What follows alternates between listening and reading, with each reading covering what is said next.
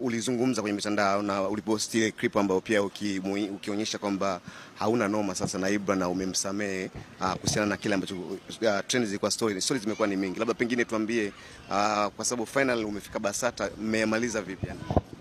Mimi nishamaliza siku nyingi, lakini kama nilivyoeleza kwamba Basata ni baraza letu la sanaa la suluhisho la taifa, so ni wajibu kufika Basata na kueleza kama walezi wetu, lakini msimamo wangu ni ule ule, nishachana na hivyo vitu na I wish him all the best. Unajua kuna kauli wanasemaga utavuna ulichopanda na sio utavuna ulipopanda. Kuvuna ulipopanda ni kutaka kwa kuwa umeinvest pesa kwa msanii basi upate pesa kwa msanii. Kwa ni kuvuna ulipopanda, lakini kuvuna ulichopanda Mwenyezi Mungu anaweza kubless in so many ways kupitia muziki huo. Kwa hiyo mimi naamini kwamba nitavuna nilichopanda na navuna nilichopanda, na mshukuru Mwenyezi Mungu so far. As you see gang we shining, convo kama hizo ni riziki Mwenyezi Mungu atubless in so many ways. So sitaki nizungumze wewe kama malalamiko, vitu tushamaliza navyo, so kuja Basata kwa ajili ya kuhandover vitu vingine timu yangu ita handover, lakini pia Basata kama walezi wetu walikuwa na haja ya kujiridhisha kwamba kila kitu kiko sawa. Na kwa kuongezea tu, unajua binadamu yeyote at the end of the day we need a peace of mind.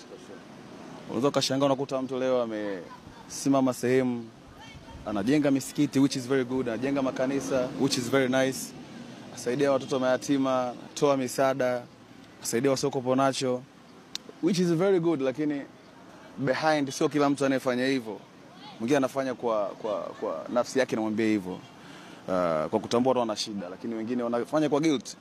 Mtu anaona kama nishaumiza watu wengi sana huko nyuma, nishawazuia sana watu wengi huko nyuma. Kwa hiyo unajikuta baadaye unafanya vitu vingi extra ili uwe karibu na Mungu na upate hiyo peace of mind kwa sababu una feel good. Kwa hiyo mimi siamini kwenye kuumizana, siamini kwenye kukomoana.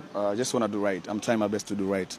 Kusamea hicho kiasi cha pesa ambacho kipo kwenye contract, sio kwamba mimi ni tajiri sana na mabilioni ya pesa.